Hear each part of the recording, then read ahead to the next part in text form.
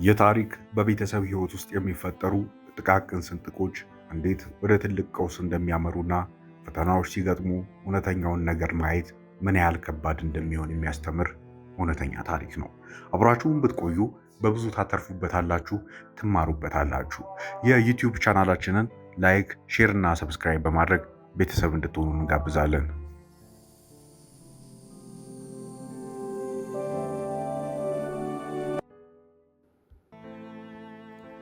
ዳንኤልና ጽዮን በአዲስ አበባ ውብ ሰፈር ውስጥ የሚኖሩ ከውጭ ለሚያያቸው ሁሉ ፍጹም የሚባሉ ጥንዶች ነበሩ።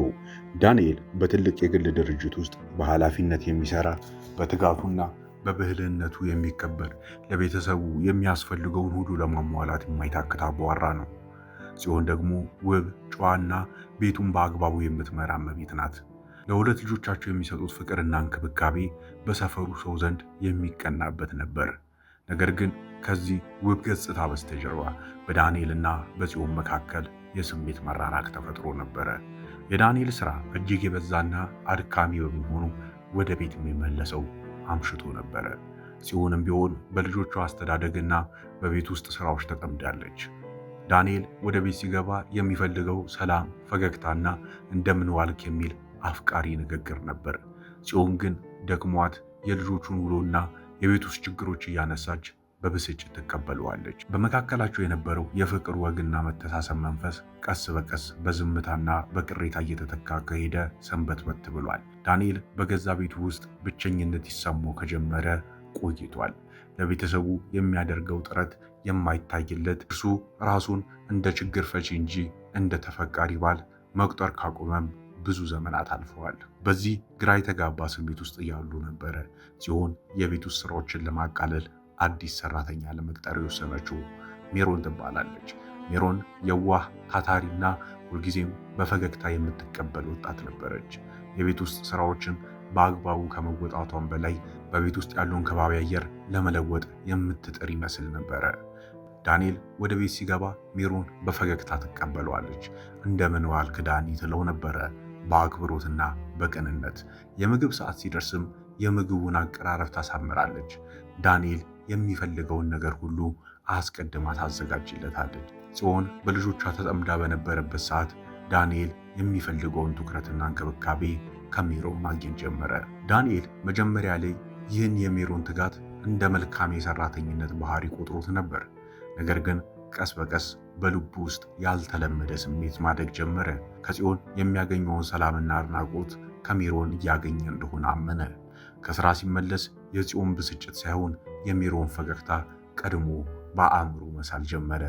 ይህች ልጅ የልቤን ሰላም ታውቃለች የሚል ሐሳብ ይገዛው ጀመረ። ዳንኤል በውስጡ ትልቅ ትግል ጀምሯል። በሜሮን ላይ እያደረገ ያለው ስሜት ተገቢ እንዳልሆነ፣ ቤተሰቡን አደጋ ላይ እንደሚጥል ያውቃል። ነገር ግን በውስጡ ያለውን ብቸኝነትና የፍቅር ጥማት ችላ ማለት ግን አልቻለም። ራሱን ማታለል ጀመረ። እኔ እኮ አፍቅሬያት አይደለም፣ ዝም ብዬ በሰውነቷ አከብራታለሁ፣ ስራዋን ስለምታከብር ደስ ትለኛለች እያለ ራሱን ያሳምናል። ነገር ግን በተግባሩ እውነታው ሌላ ነበረ። ከሜሮን ጋር ብዙ ጊዜ ለማሳለፍ ምክንያት ይፈጥራል። ጽዮን በሌለችበት ሰዓት ከሜሮን ጋር ቀለል ያሉ ጨዋታዎችን መጫወት ጀመረ። ስለ ስራው፣ ስለ ስሜቱ፣ ስለ ብቸኝነቱ ያወራታል። ሜሮን ደግሞ በአዳማጭነትና በአጽናኝነት ትቀበለዋለች። ዳንኤል በሜሮን ውስጥ የድሮዋን ጽዮንን የሚያይ መስሏል። ያቺን ረጋ ያለችዋን፣ የምታዳምጠዋን፣ የምታፈቅረዋን። ዳንኤልና ሜሮን በድብቅ የመልእክት ልውውጥ ማድረግ ከጀመሩ ቆየት ብለዋል። በእነዚህ መልእክቶች ውስጥ ፍቅር፣ ናፍቆትና የድብቅ ስሜት ይገለጽ ነበረ። ዳንኤል በሜሮን ፍቅር እየሰመጠ ሄደ። ከባለቤቱ ከጽዮን ደግሞ ይበልጥ እየራቀ። ጽዮን የባሏን መቀየር አስተውላ ነበረ። ዝምታው የበዛ፣ ስልኩን ደጋግሞ የሚመለከት፣ ከቤት ቀደም ብሎ የሚወጣ፣ መሽቶ የሚመለስ ሆነ። በጥያቄ ስታፋጥጠው ግን ደክሞኝ ነው፣ ስራ በዝቶብኝ ነው እያለ ይሸሻት ነበረ። አንድ ቅዳሜ ቀን ጽዮን ከልጆቿ ጋር ወደ ዘመድ ጥየቃ ሄደች። ዳንኤልና ሜሮን ቤት ውስጥ ብቻቸውን ቀሩ። ዳንኤል በድብቅ ያዘጋጀላትን ስጦታ ለሜሮን ሰጣት። ሜሮን በደስታና በድንጋጤ ተቀበለችው። በዚህ ሰዓት ዳንኤል ስሜቱን መቆጣጠር አልቻለም። ሜሮንን አቀፋት። ሜሮን መጀመሪያ ላይ ብትደነግጥም የዳንኤልን ፍቅር ተቀበለችው። በመካከላቸው የፍቅር መሳሳምም ተፈጠረ። ይህ ድርጊት በዳንኤል ውስጥ ከፍተኛ የጥፋተኝነት ስሜት እንቀሰቀሰ።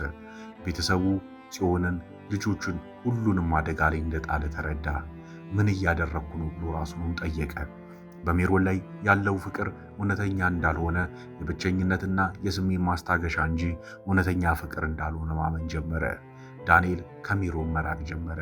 የመልእክት ልውውጡንም አቆመ።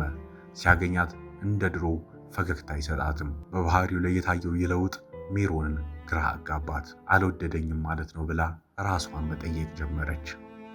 አንድ ቀን አመሻሽ ላይ ዳንኤል ስልኩን ቤት ጥሎ ወደ ውጭ ወጣ።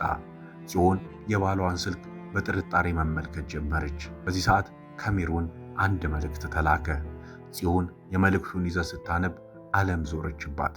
በዚህ መልእክት ውስጥ የፍቅር የናፍቆትና የድብቅ ስሜት በግልጽ ተጽፎ ነበረ። ዳንኤል ናፍቀኛል፣ በድብቅ ስለሆነ ይከብደኛል የሚሉ ቃላት ነበሩ። ጽዮን ያየችውን የሰማችውን ማመን አልቻለችም። የልቧ ሰው፣ የቤተሰቧ አባወራ፣ ያመነችው ያፈቀረችው ባሏ ከቤት ሰራተኛዋ ጋር ፍቅር እንደያዘው አረጋገጠች። በውስጡ ያለው ሕመም፣ ቅናት፣ ክህደትና ብስጭት ወደ ማልቀስ ተቀየረ። ዳንኤል ወደ ቤት ሲመለስ ጽዮን በእንባና በእልህ ታጅባ የስልኩን መልእክት አሳየችው። ዳንኤል ምንድነው ይሄ? እንዲህ ልታደርገው ቻልክ? ብላ በጩኸት ጠየቀችው። ዳንኤል ድንጋጤው ከፍተኛ ነበር። ለመካድ ሞከረ። ነገር ግን የመልእክቶቹ ይዘት በግልጽ ምስክር ነበሩ። ጽዮን አዎ ተሳስቻለሁ፣ በውስጥ ያለውን ብቸኝነት መቋቋም አልቻልኩም። ሜሮን የዋህ ናት፣ የድሮዋን አንቺን የምታስታውሰኝ መሰለኝ እያለ የጥፋተኝነቱን ስሜት ለመግለጽ ሞከረ። ጽዮን ግን መልሶ አላረካትም። ብቸኝነት ከተሰማ ለምን ከኔ ጋር አታወራም? ለምን ከሜሮን ጋር ወደ ፍቅር ሄድክ? እኔ ምን አጎደልኩብ? ብላ በጥያቄ አፋጠጠችው። ዳንኤል በጽዮን ጥያቄዎች ፊት ለፊት ቃላቶችን አጣ። በራሱ ላይ ያላትን እምነት፣ ፍቅርና ክብር እንዳጣ ተረዳ። በባዶ እጁ በባዶ ልቡ ቆመ። ሜሮን የድሮዋን ጽዮን የምታስታውሰው ቢመስልም እውነተኛ የፍቅር ሰላምና ደስታ ከጽዮን ጋር ብቻ እንደሆነ ግን ተረዳ። ዳንኤልና ጽዮን በመካከላቸው ያለውን ችግር በግልጽ ለመነጋገር ወሰኑ። ዳንኤል በሜሮን ላይ ያደረገው ስሜት የብቸኝነትና የስሜት ማስታገሻ እንጂ እውነተኛ ፍቅር እንዳልሆነ፣ የቤተሰቡ ደስታና ሰላም ከጽዮን ጋር ብቻ እንደሆነ ተረዳ።